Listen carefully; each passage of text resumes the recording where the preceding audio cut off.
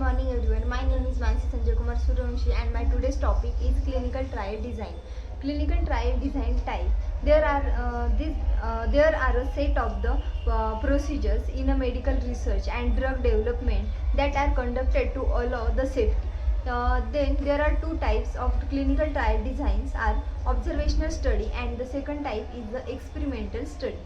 And the observational study it also subdivided in three types: cohort study, case control study and cross sectional study.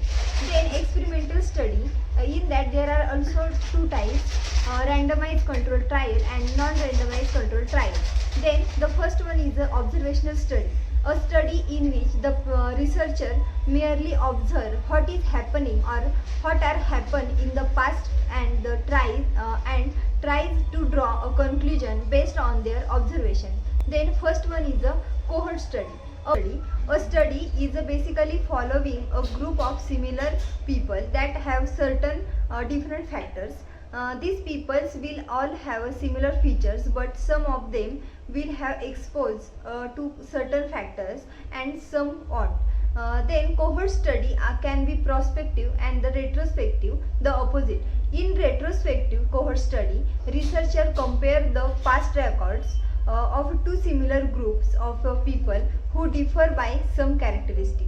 An example for the cohort study would be group of female doctors, half of whom are smokers and the other half is non-smokers, or a group of middle-aged truck drivers, some of which are smokers and some non-smokers. Then second type is a case control study. The case control study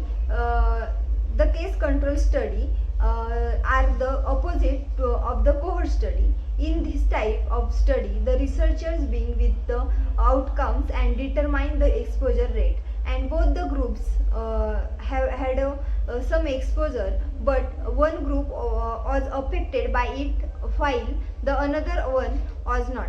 As we can see, the case control study are retrospective study. Then the third type is a cross-sectional study. The researchers are trying to evaluate and measure the prevalence of the specific exposure versus the prevalence of the specific health outcome simultaneously. The prevalence equal to number of cases in the population at a given point in a time, and all the measurement on each person are made at one point in time. Then second part of clinical trial design is experimental study.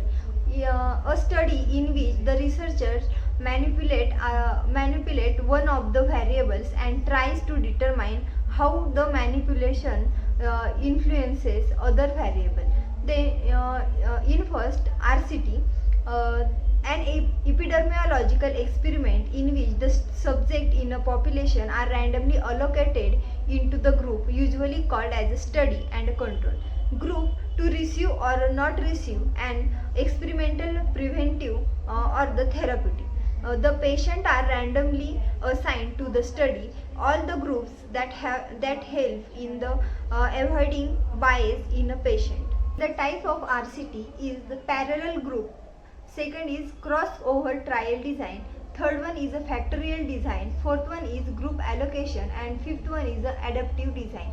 Now, first is parallel group design. A parallel study is a study of a clinical study whenever the treatment and the control are allocated to different individuals. In this two group of the treatment A and B are given so that one group receive any A and while another group receive only B. Second part is a crossover design. In this type of study, each patient serve as his own control and each patient get both treatments. Each patient receive first treatment, then washout time is provided, then other treatment is provided to the same. Then the third is the factorial design. The study used when it is designed to the study, it influences of the number of factors on the treatment compared as well as their interaction with the different treatments. Studies involve two or more factors while randomized are called as a factorial. The fourth type is a group allocation design. The group of individual are considered as the sampling unit, and the treatment is given to the group rather than the individual subject. Allow mass intervention, and it requires more patient than the individual design. Then fifth type is a adaptive trial. It allows modification to trials and statistical procedure of the ongoing clinical trials. Major adaptation of a trial and the statistical procedure of ongoing trials may result in the totally different trials that is unable to address the scientific questions the trial intend to the answer. Thank you everyone.